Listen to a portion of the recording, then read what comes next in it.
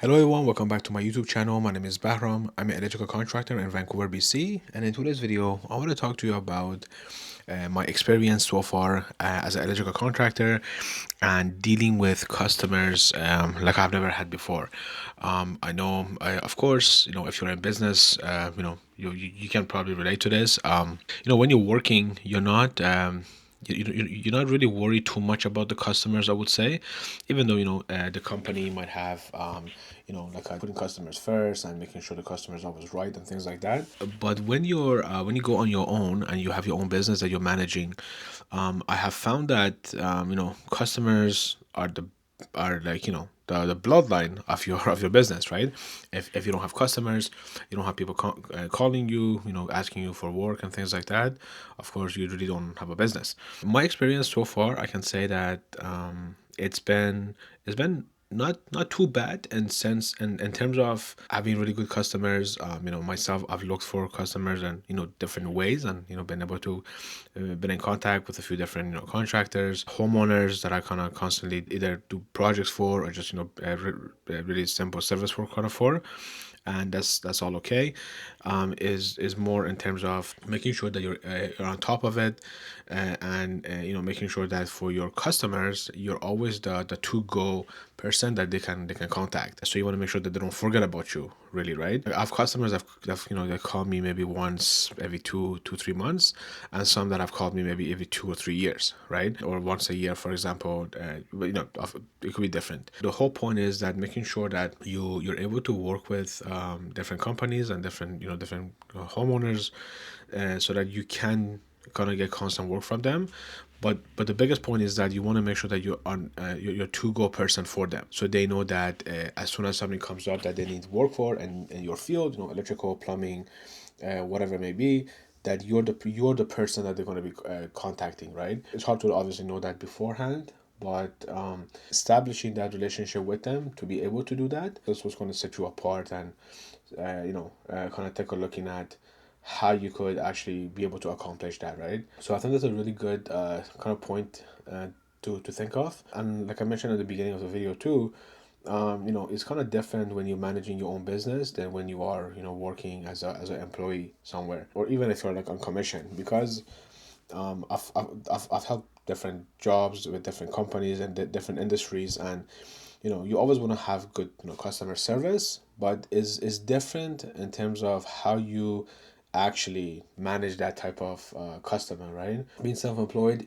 you're really you're deep into keeping that network ongoing, as well as always expanding, because you don't want to lose touch with your current customers that you have, but you also want to be able to expand with them as well. So whether that could be coming from referrals, so like they can refer their family and friends, or their other kind of like other, let's say as a contractor you work with, other contractors that they might know, which again could be family and friends. And also like with when you're working somewhere, is more of you want to kind of go in, do your work, do your job, collect your paycheck, and go home. Which again, that itself is not a proper way of thinking of. Even if you're working, you still want to. You're still part of a company. You're part of a team. Depending on the company and what kind of culture they have, it kind of keeps you more engaged than others, right? But for sure, being self-employed, managing my own business, running my own business, this is my first time doing it. So it's kind of been a new thing for me. And this whole thing regarding the customers, just one topic of it. There's no many different things that you got to do. You wear different hats when you are self-employed. You're the one getting the jobs. Sometimes you're the one doing the jobs. Then you're invoicing. You're following up, and there's a lot of different steps that goes into it, right? So like I just said, this is my first time, so like I'm learning a lot of the stuff for the first time. I'm experiencing things for the first time, whether being in any kind of level of the business that it could be, right? So I I found that there's some information online regarding like how to run a business, how to manage your time and business and things like that. Once you're actually running the business, once you're actually in the business, that's where you get the experience, and that's where you actually see what works, what doesn't work, any changes that you gotta make, anything that you have to adjust to, right? Because also not every two business is going to be the same. Like I have an electrical company, another person having an electrical contracting company as well. You may kind of experience way different things, right? Some of the bases will be the same, like managing employees, managing jobs, invoicing and things like that. To begin with, they'll experience the same thing. The base will be the same, but then depending on the size of your company, the type of projects you get, where you're located, potentially it could be different, right? And most of the time it is different. There's some things that will be similar, so there's always stuff that you can learn from different like business owners.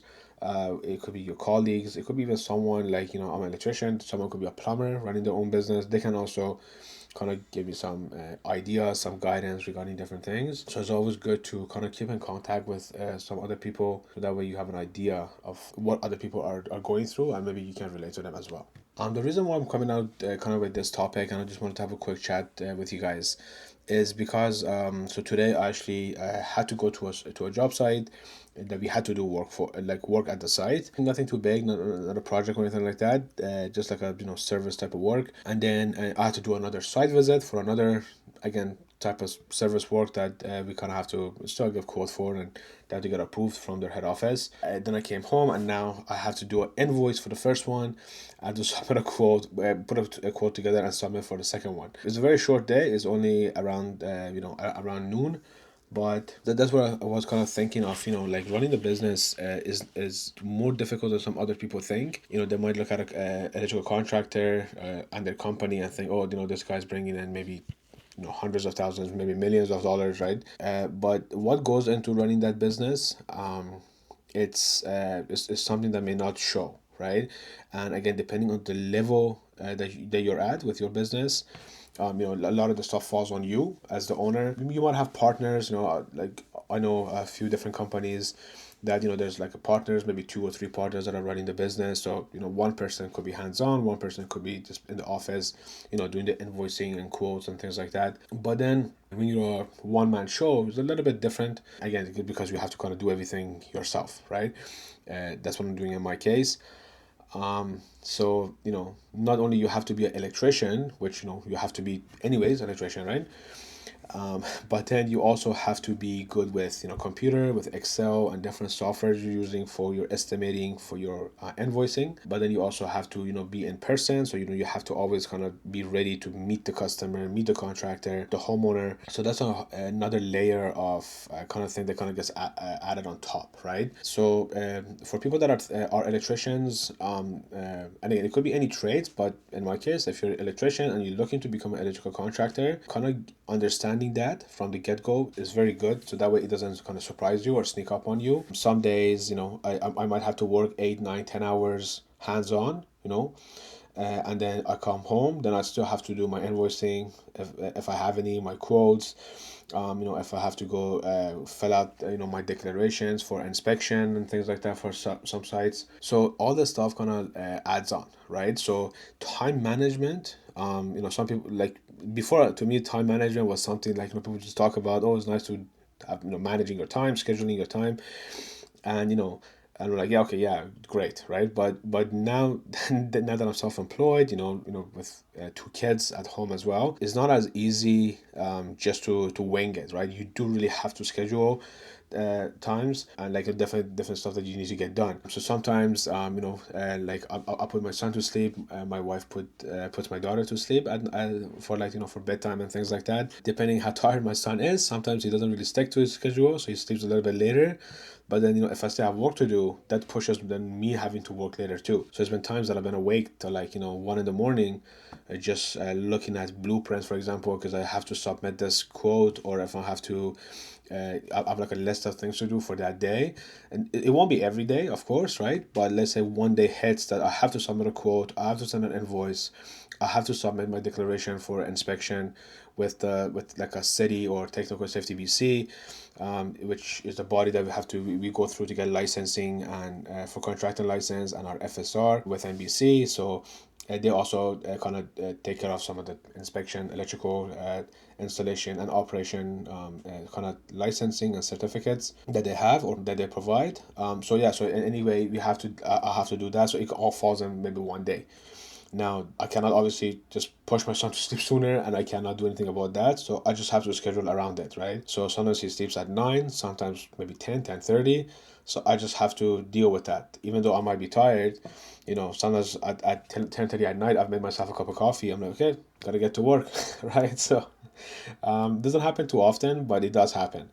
So, before, going on your own, understanding what that means, because it's also easy to say, oh, you run your own business, you have your own schedule. Like, yes, you do. And your schedule is like, 12, 14 hours a day. It's not your own schedule. Like, you could work, 3 hours a week or something like that. Not in the beginning, right?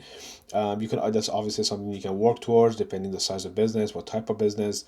Of course, you can kind of, cut down the hours that you have to spend in the business, and then even on the business maybe later on. But in the beginning, again, if you're a one-man show starting out, you cannot afford to hire project managers and supervisors and foremen and things like that. You definitely are putting on many hats, and that takes a lot of time, takes a lot of effort. I'm happy that I'm doing it. I'm not I don't have any regrets or any complaints on it or complaining about it. I'm just saying that it's something you need to be aware of. And I kind of knew a little bit going in. I just didn't know how extent to what degree it would be, right? So in my case, again, it's not every day, right? And like days like today, I'm coming home around like 11:30 ish, just because the jobs are not that, like, it's not a project or something that I need to be there for a full day. So we finish early and we come home, right? And then, of course, there's home stuff I gotta do and other things too. So it's not just business. Of course, again, you're single. Maybe if you're living with your parents or just single by yourself, you have even that more flexibility too. But for me, it's not the case. So yeah, so just keeping that type of things in mind, making sure that you understand, even though is you're running your own business and it's good to manage your time and all that.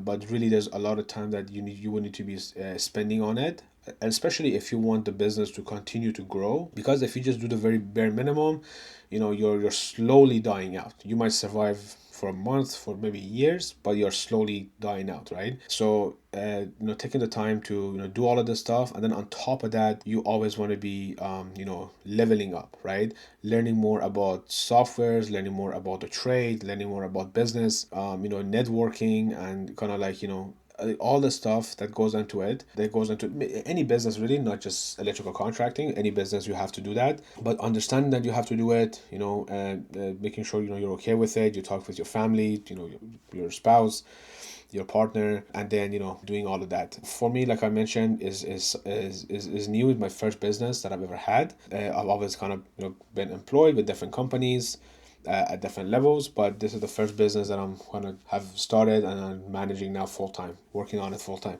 So just keep that in mind. Depending what your goal is and what you want out of life, it could be worth it, right? It would be very hard for me to go back, so I wouldn't even want to go back to just working for someone.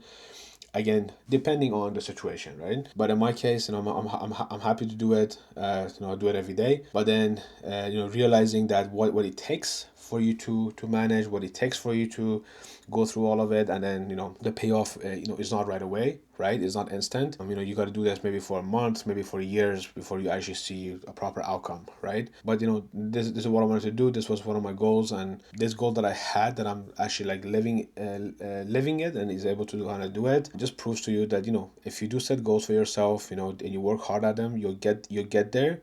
But it doesn't mean it's going to be easy when you get there, right? And understand that anything you do, there will be difficulties in it.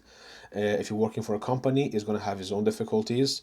When you're managing your own business, that's going to have its own difficulties. Not working is going to have its own difficulties. Is not one. You should never consider different options. Which one is easier, but which one is going to give you the outcome that you're looking for? Which one is going to have the most impact on your life, of course, but also which one is it that you want to do, you're passionate about doing, right? Because if you're not passionate about it, if you don't care about it, if you don't love doing it, it's hard to continue with it. It's hard to grow in that kind of environment, especially because a lot of people then will, which is a normal thing, but a lot of people will just kind of become, to me, they become like zombies. They just go to work, they do the very very minimum or just maybe above minimum, just to kind of not get noticed on the radar of the managers and supervisors, and then they just clock out and go home, right?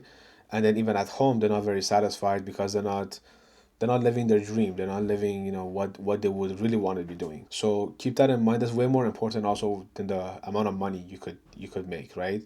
I know a lot of people have kind of changed careers or changed businesses because they'd rather do something that they're passionate about, that they could continue to do, and is fun for them, even though it might be difficult, it might be hard, a lot of time you got to put in, but it's still fun for them enough, or they love it enough that is almost becomes not an issue for them to even do it, right? So that's a very important point there. I hope you enjoyed my video, kind of ranting about this for a while.